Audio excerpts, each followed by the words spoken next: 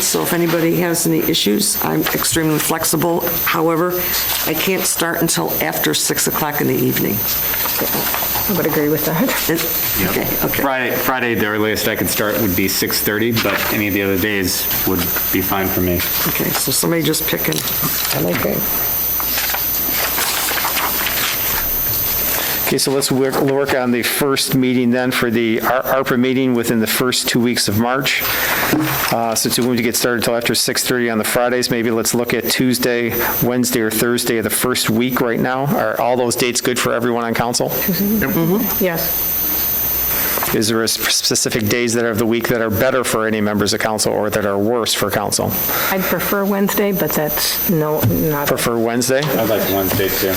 If Wednesdays are good, then maybe we should set the date for 6 p.m. Wednesday, March 2nd. That is our first meeting, our pre-budget meeting, which we will be discussing the ARPA funds. I'm sorry, what was the time? 6 p.m. Wednesday, March 2nd.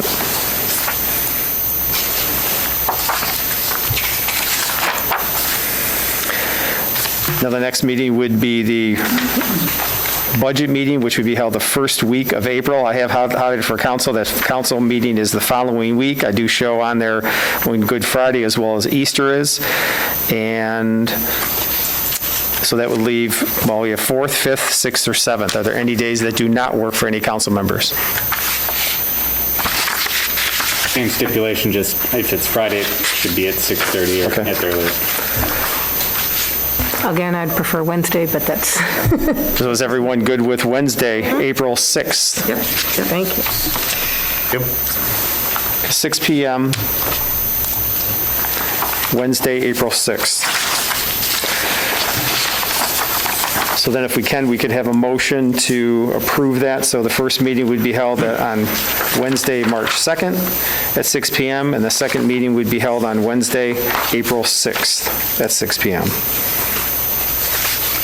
Councilmember Kennedy, go ahead. I'll make the motion to approve the first meeting at 6 p.m. on March the 2nd, and then to approve the second meeting on April 6th, both of them starting at 6 p.m. Wednesdays. I'll second. We have a motion by Councilmember Kennedy, supported by Councilmember Hanson. Do we have any further discussion? Deputy Clerk Piper, could you please lead us in a roll call vote? Absolutely. Maggie Kurtzwell, Yes. Lori Mosier, Yes. Glenn Kivel, Yes. Steve Kennedy, Yes. Lisa Dilk, Yes. Alex Hansen, Yes. and Mayor Dan. Yes. I will then send out an updated proposed budget schedule for everyone with this coming week in my manager's report. Motion passes. We'll move on to new business number 3 this evening, improving communication between city and residents. I can say a few Councilmember words. Hanson, go ahead. Mr. Mayor and Council, the reason I wanted to bring this to discussion is just to work at improving what we already have in place. And when the incident happened with the water main break the other day, several residents were reaching out to me, commenting on my social media posts as well to ask for guidance because they hadn't heard any updates from the city for some time. One business owner who actually, serves food and he was concerned about the water pressure at his business. He had reached out to City Hall and was asked to call back after 15 minutes because they didn't have an answer at that point. Called back after 20, still didn't have any news or updates. And he just felt that this was something that we could, work at improving upon and trying to, get the word out to our residents better. Some cities have SMS text message alerts that go out to their residents. Some cities have an official Facebook page. I know we've got the police Facebook page that is definitely very beneficial, as well as the South Lyon Downtown Facebook page as well, that does get out information to residents. But I wanted to open it up to the entire council to get some suggestions, kind of get some ideas from other council members, maybe even hear some of the reactions that they had over the weekend, especially with some of the news that wasn't maybe going out as quickly as we could be getting it out to our residents, and maybe work upon building upon it and improving upon it. So. Councilmember Kivel? Do you have any inkling of how they end up capturing the SMS numbers from communities that do use that? It's typically around a particular area, so it's not the phone numbers per se, but it's an area that the text message goes out to all phones in an area, kind of like an emergency alert system. Just a blitz out there. So it doesn't matter if you signed up for the text alerts or not, it just blankets everything in the area, kind of like an Amber Alert or something like that. So in the case of a water main break where, there's low pressure, discolored water, potential boil advisory for some residents, a text message alert might be advantageous, or at least, a set standard as far as how often updates should be going out or something of that nature. Doesn't it stand to reason that, Chris has probably got the best apparatus to be able to get that messaging out there, wouldn't you think?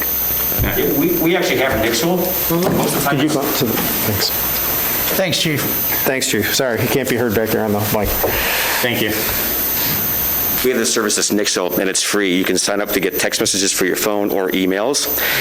Most of the time, it's used for law enforcement purposes only, but the only time that we will help other departments, city departments, by just, as long as they bring that information to us, we will disperse that information out there. As far as the water main break, we don't want to go ahead and put that information out there. We would rather have a department say, hey, could you please put this information out there? We can send out the text messages and emails. We'll be more than happy to do it, but we don't like to take it upon ourselves to take information from the water department that we may not even know a situation about. But if somebody wants to provide us with the information, we will certainly be more than happy to put it out at any time, because we can do it from an app or a computer. It's Nixle. It's Nixle South Lyon, and it's free. It's a free service. And so we have used Nixle to locate some elderly people in the past, so there's a lot of people that do subscribe to it, but it's quick. When we send it out, literally like 5 seconds later, it's on your phone, it's on your app. So as long as we have the information and someone from the department asks us to put it out, we'll zip it out to you. Now, when you do a Nixle blast out there, is it people have already subscribed to your blast? Yes. Yeah, you have to subscribe to us. And you put that on your Facebook page so that to distribute the fact that Yes. is available more for broader things than simply Sure. the stuff that you would be doing. I'll do that. Yeah. That would be great. Yep. City Manager Zelnick, and in this coming to light, maybe we could even possibly put someone in each department in charge of getting that type of information, either to you or to Chief, so then that way it's coming from each department, however they want it sent, send it as you want it sent, and then they just basically copy and paste the message out. Try and make it, lighten the workload on it as much as you can for the staff over at PD if they're willing to do this. Yeah, we can do that. And Chief and I have communication regarding Nixle about potentially adding that to something. We look at that as a good means of expanding what we have. We haven't done something like this for water main breaks in the past, but it's a good recommendation to get things out. We do have 3 Facebook pages that have approximately almost 19,000 followers, all 3 of them together. I don't necessarily think we should add another one. Certain people follow one for police, will follow fire, or follow downtown. But when we have something like this, we put it out to all of them, and then we communicate the same message, and then we know who we contact within each specific department to add that to their particular pages, so they in fact do inform the residents, as well as the city's webpage. This broadens our exposure, though. Exactly. Yeah. We'll put something out. We'll put a link on our Facebook page tomorrow as to how to go about getting the Nixle. And then I was also thinking maybe that's something we could put on the water bill as well, for our folks that are maybe a little off the grid, a little bit more so than others. Sure. Everyone gets their water bill, so. Sure. Make a suggestion. Because Paul is sensitive to the nature of the blasts that go out, the actual language. I mean, if you have a designation person from each of these departments giving you notice, you can end up doing the actual narrative and then just pass it along. Right, and that's what we do. Like this particular one was sent to Yes. specific individuals. We advised them what we were copying and sent it to each one of the departments. But as Nick said, we can talk about this and how we can get this out, because we can get it through, like the mayor just mentioned, regarding the water bills website. We put it out through our Facebook pages and see how many people will actually want to set it up on their phones. And they can do it at their leisure. They can do it if they want it, and they don't have to do it if they don't want to. But it is to ensure that we get the same message out to everybody, because our concern is regarding when shares occur, if somebody else is putting something else out there and then it doesn't get shared again or get shared to somebody else and they only read the past message, but if it comes directly from our departments, then we make sure that we are getting the exact message out. Councilmember Kurtzwell, go ahead. 2 points. 3 points. The first point is sometimes if the city communicates, like with council, sends a message to council what happened, I am unclear whether I can share that with the public. So I want to be careful about doing that. So if it officially comes from the city, rather than, forwarding something that was sent to me, I think that probably would help out. Definitely, if there was a central place where they were hearing it from the city and not from a specific council person. Because the question is always going to be, well, how did you know? How did you find out? Who told you? Blah, blah, blah. Next, on Nexel, I do subscribe to it, and I subscribe to it in other communities. So I get those alerts, not only from South Lyon, but from other surrounding communities. And it's a very, very good service, and I enjoy it. And I read it all the time. And Northfield is great with it. I mean, they tend to use that a lot. And I think if we can use this system, my third point to use this system is that it will prepare us for when hopefully we get the bond passed for the roads. And as we run into issues with the roads, which I'm sure we will, it won't be a smooth process. I'm sure there will be some bumps in the road. This will be a good tool to say, FYI, something happened when they were, working on this or working on that. So it may be a good prep to get ready for what we have coming down the road for us. So something to think about. Councilmember Kennedy, go ahead. So, Paul, do you know, maybe another opportunity might be to use the city's website and actually sign up for email notifications? Could we do that as well? Does it have that capability? So, I mean, people, could provide their email address, and when something comes up, I mean, not just the mundane things, I'd rather they get that off social media or from the website itself, but in an emergency situation, health and safety issue, something like that, we could send that email out as well as that text message to people's phones. And again, that might drive more traffic to the city's website as well, to get people to understand the information that's contained there and how much is available too. So I don't know if it has that capability, and maybe we could look into it. I'll look into that and see what it would take to do that, entering how many thousands of email addresses and what it would take in order to do that as well. Yeah. I like that idea, too. A couple of good ideas there. Councilmember Dill? I think part of the other issue is maybe the length of time. And I think what has happened and what sometimes we get uncomfortable with is people see us, they know that we, the council members, they assume we know what's going on and they ask us questions.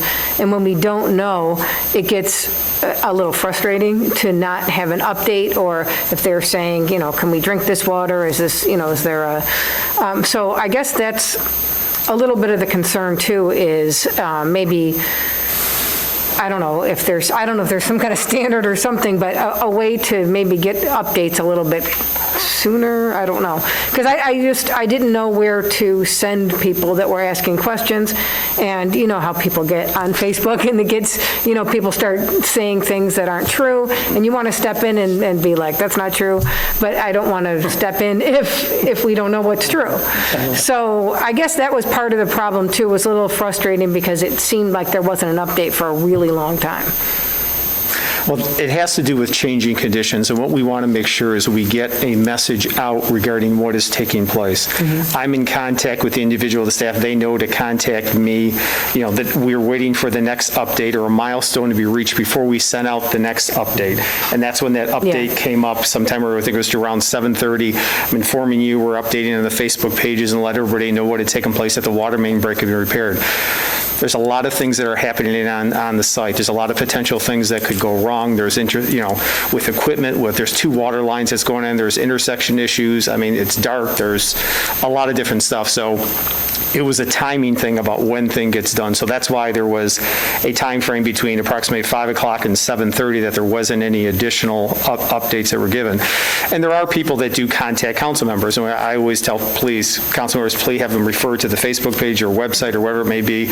Please do not give updates, because if you do, then they circulate that. They put it on Facebook. It gets circulated, and a lot of you are aware how things change on Facebook. Then there's the uncensored Southline page, there's a censored page, there's a what's happening page, there's a not what's happening page, there's everybody else's pages out there, and they're all spreading information, and we want people to get it from the same source, and that's why we have them go to the city Facebook pages to get that, and then that can be shared. And that's why, go ahead, I'll address them more later. And thinking of what Councilmember Kurzweil said, can we answer someone as far as what the latest news is that we've seen on the Facebook page or that we've gotten from you or something? I would refer them to those pages or the website so they do get it, because they may ask you additional questions, and they may ask each one of you additional questions. You may have your own interpretation on that. So either that, by referring them to those pages, that is always the most up-to-date information at that given time until we update it again. And that's why I put that out there. This is such and such. You will receive further updates as they become available. And that's what I was waiting for, was an update from the DPW, the superintendent on that particular site that was working on the job, to wait to get the next update to the public, and including council. With this Nixle thing too, that's always something we can let the people know as well. I think so too. It's a great avenue. Sign up for that.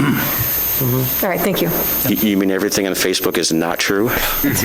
Not always. I'm glad I'm here tonight. No, listen, it's just about making a conscious effort and working together. So now that we're aware of these things and you guys want, updates like that, we don't put information from other departments on our page until somebody from that department says, hey, could you please post this? Here's an update. So if you don't get an update from us, it's because we don't have an update from that particular department. But everything that we usually put out we put it out as soon as someone asks us and updates that. So I think just being aware now of what you guys are looking for and how we can actually make this happen and in contact with the departments in Paul. When our Nixle comes out tomorrow, then anything that comes up on our Facebook page is going to be up to the minute, because we can literally do it from my living room at 10 o'clock at night, as long as I get the information from somebody else can put it out. So That's great, Chief. Yep. Sure. Let's make it happen. Kennedy, did you have something for Chief? No, not for the chief, but, Thanks, Chief. I think both of these technologies, whether it's Nixle or that, email blast or whatever, offers the city and the city management the opportunity to control the narrative.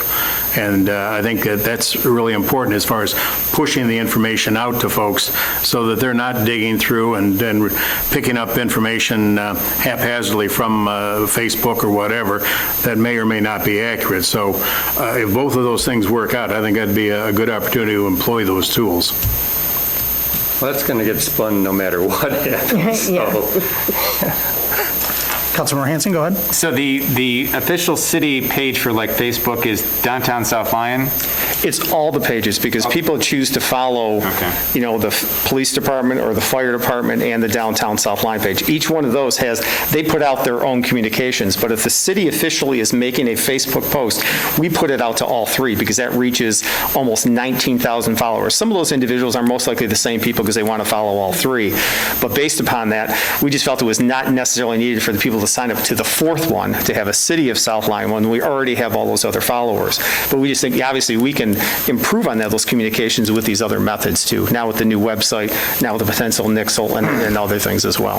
Well, I wonder how advantageous it might be to even change the name of Downtown South Lyon to City of South Lyon, so then there's no confusion as far as the official channels and whatnot.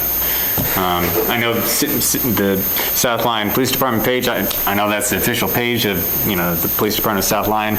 Downtown South Lyon, I wasn't initially sure if it was the official page or if it was the DDA page or if it was like maybe business leaders that had banded together. And so maybe just to give it a bit of a concise, maybe less confusing description for, residents and whatnot. I don't know. It has its specific use for the DDA and for the downtown and establishing, through Oakland County or the state of Michigan regarding assembling something with downtown. So they, let out specific pages so people will find out activities and they want to find out things regarding downtown. So it would in fact be one to establish a whole new one, but we decided we put this together. We realized we connect them to all three. That's how we get out to everybody within the public. Gotcha. Okay, thank you. But I think coming back with a better plan on how we're doing things is something that we report back to council, and I think we discuss that with the Nixle, with the other means at which we communicate. Councilmember Kimball, go ahead. I kind of like the notion of the city page where the downtown would end up being a subset of that, because it could still end up being hosted on that same page, but it wouldn't end up being relegated to either the emergency services of fire and police. If people are just kind of interested in what's going on in the city in general, or with the city in general, they'd end up having the ability, it'd essentially turn into your manager's report kind of a thing, I suppose, but I think that would end up being a gift for people that are interested in what's going on in the city. If they had a copy of the manager's report, not necessarily all the minutia, but there's certainly things that people would find interesting that we're working on or planning for, trying to enhance, kind of things. So, and I don't think that it diminishes the ability for the DDA and the downtown members to end up being able to avail themselves to that same site. Well, I know the individuals who signed up originally for the downtown South Lyon page signed up because they wanted to get information regarding downtown. They didn't necessarily say, I want to know about activities that are going on 9 Mile. They wanted specifically downtown stuff. That's when this was established and originally put together. It's difficult. I understand your point, but it may be difficult to change it midstream. Okay, now this is the city of South Lyon, and now we're going to do downtown, or now Nate needs to establish another one. This is something I'll definitely talk over with him and try to get the pros and cons on this to report back. But there are pros and cons of doing something like that. Anyone else have anything to add? Maybe there's a way where we could end up just adding that to it too, and not taking anything away. Maybe just put a couple options on the table with all that. I haven't been through the process and rechanging a Facebook page name in a while. I don't know if there's a little bit of something to that or not, but Okay. So, okay. Keep the communication lines open on that one. With that, we'll move on to the budget this evening. Anyone got anything on the budget? All right. At this point, we will open the floor for our second public comment. Please remember to state your name and address and our 2-minute time limit.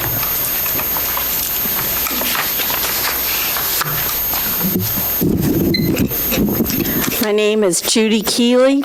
My address is 62180-5 Arlington Circle, Colonial Acres. And as a representative of Colonial Acres, I'd like to thank the Fire and Police Department, because I know a lot of your calls come from us. And we just want you all to know how much we appreciate you. You make our community. Thank you very much. Thank you, Ms. Keeley.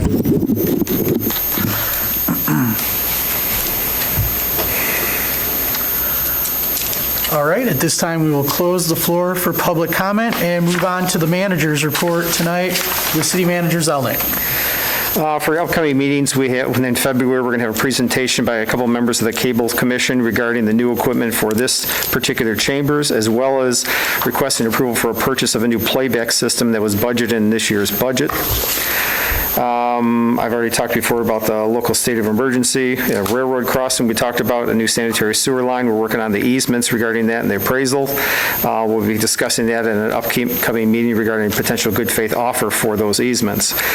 Additionally, we're applying for an infrastructure planning grant. We're preparing information to apply for an Oakland County grant. This grant request will be engineering analysis and other professional services and support for critical infrastructure, particularly the future expansion of our water system.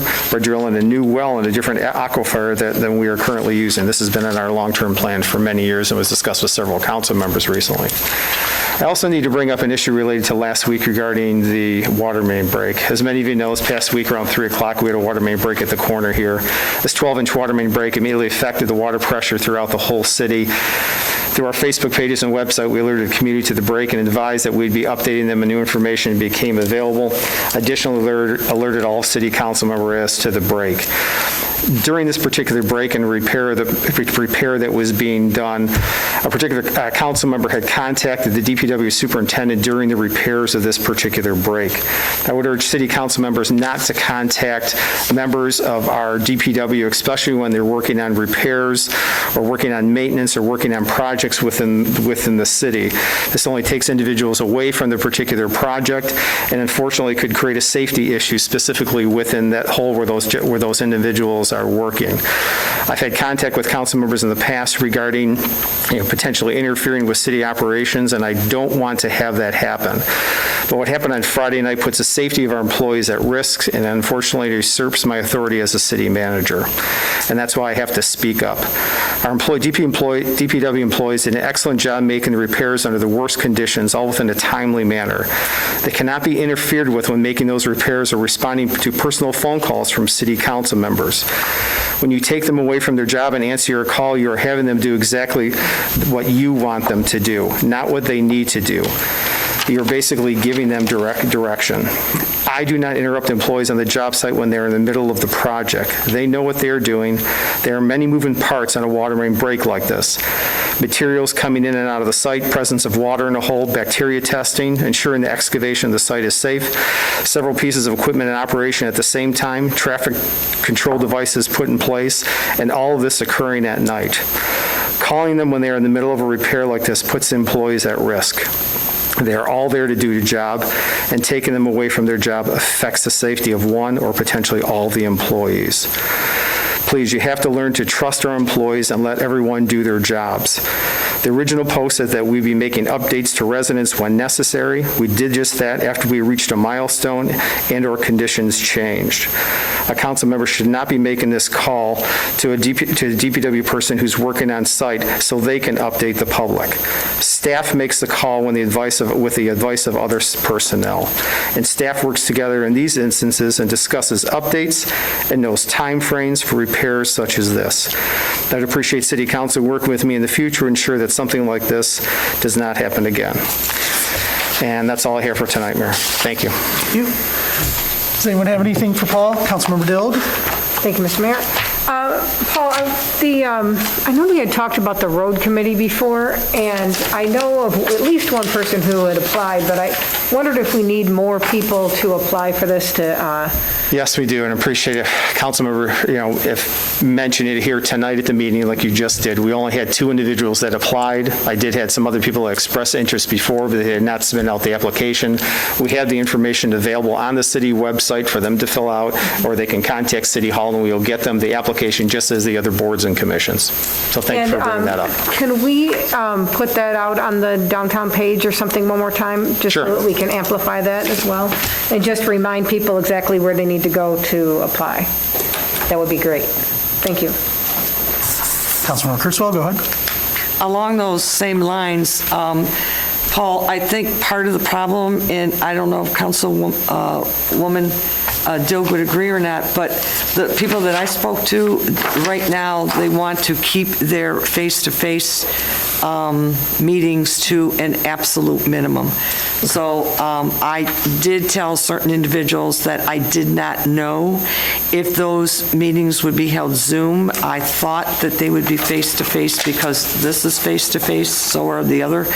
So there is some resistance still out there in meeting in a a small conference room when it may not be work-related. I think people are prioritizing their face-to-face meetings, so that may be some of it. I could be wrong, but Does this count as it's just a committee? It doesn't have Correct. to fall under, Yeah, we do not have to. And some of the meetings, other meetings we've had held in this particular room in here, spread apart from individuals so people can, definitely not feel like they're maybe confined. they could apply and then discuss. We can set up those meetings. And we want them to obviously be open to the public if people want to come Right. in or whatever, but we can discuss some of the things. And I'll work with the city attorney to ensure that we're, complying with everything, all the requirements. Okay.